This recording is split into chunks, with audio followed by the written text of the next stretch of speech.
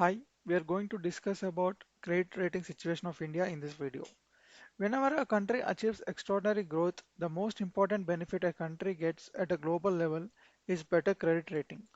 That is, we get the ability to borrow more money with both loans and bonds and also at a cheaper rates.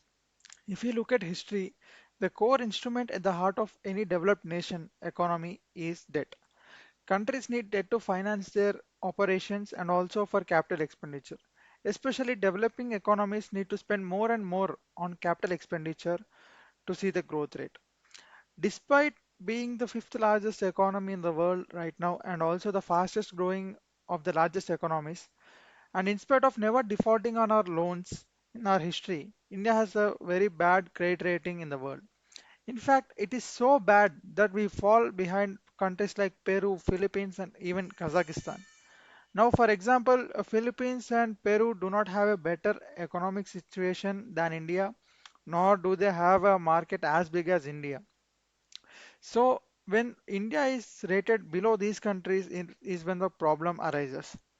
This is why we are asked to pay thousands of crores of extra interest on the loans we take, and also if we want to become the third largest economy by the end of this decade, we have to eradicate this problem before it topples us. There are three credit rating agencies in the world, uh, and they are Moody's, Fitch, and S&P. The ratings for countries start from a AAA, which indicates that the bond is of the highest quality, and goes all the way to D, which means the country is about to go bankrupt. Now, there might be many reasons why India is having a bad credit rating, but one of the major reasons is discrimination by these credit rating agencies. These credit rating agencies are biased against India, giving it a lower rating than it deserves, despite India's strong economic growth. This could be due to a perception of higher risks of India associated with India when compared to countries with similar economic performance.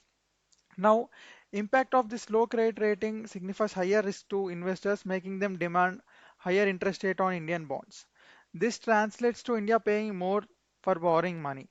Also, investors might go away from countries which have a bad credit rating.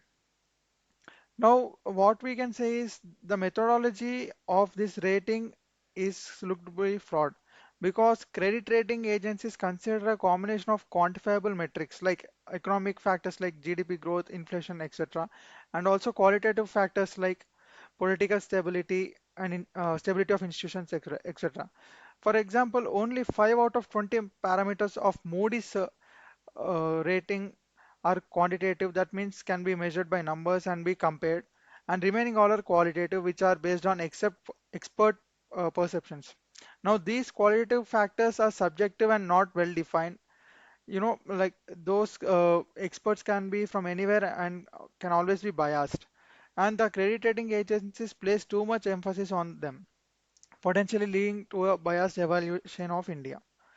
Now, Indian government says that these credit rating agencies expect India to function like Western countries. That is, India will get more points if they have more foreign investment in their banks because public sector banks have political interference. But if you look at India, we need public sector banks to cater to the lower income strata. And in fact, SBI and other public sector banks have been a pillar of Indian banking for a very long time. And also, these agencies don't even reveal their criteria for selecting their experts. Do not reveal the way they are selected and why they are selected on any official releases. Now, India's response to all this fiasco is Indian government is actively contesting the methodology used by these credit rating agencies, urging them to consider or reconsider their evaluation of India's creditworthiness. Now, we have to see whether these rating agencies accept our request, and we have to see how they react and if there will be any change in their perception and also India's credit rating ranking.